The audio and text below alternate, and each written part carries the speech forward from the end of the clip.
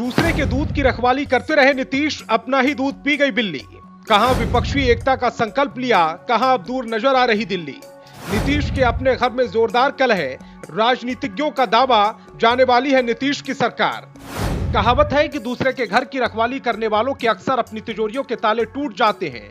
कुछ ऐसा ही हो रहा है नीतीश बाबू के साथ भी। ख्वाब है सीएम से पीएम बनने का, लेकिन लगता है कि अब सीएम पद से भी इस्तीफा देने का समय आ गया है।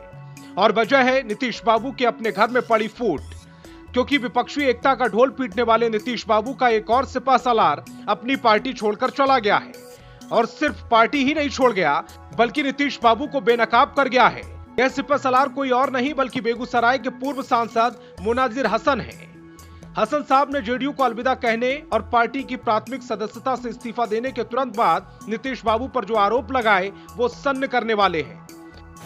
हसन ने कहा है, पार्टी कुछ नेताओं के हाथ में गिरवी रख दी गई है। पार्टी का पहले जो लक्ष्य था अब वह उससे भटक गई है। आरजेडी तो मुसलमानों को भाजपा के नाम पर डराती है। भाजपा का भय दिखाकर आरजेडी मुसलमानों का वोट ले जाती है, लेकिन मुसलमानों का भला नहीं करती, उनके लिए कोई काम नहीं करती। जो ही हसन साहब ने जेडीयू को बेपर्दा किया, आरजेडी का सच उजागर किया, तो लगा पूरा महागठबंधन हसन साहब को कोसने।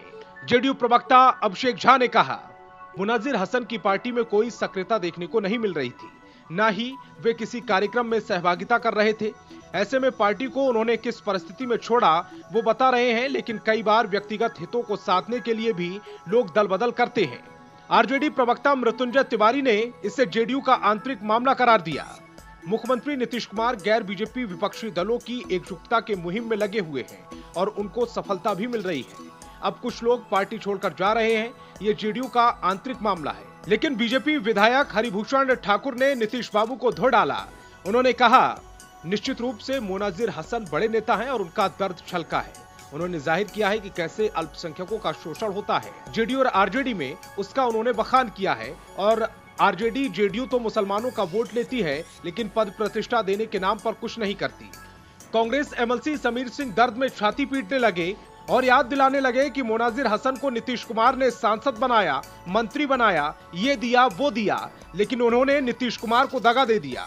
लेकिन हकीकत तो यही है कि महागठबंधन न बिहार की हालत देख रहा है और न बिहार के पलायन करते युवाओं के भविष्य की फिक्र कर रहा है। दुनिया उन्हें दुत्कारती रहे तो दुत्कारे, चचा को पीएम बनना है और भतीजे को सीएम, लिहाजा दोनों कुर्सी की साठगांठ में लगे हुए हैं।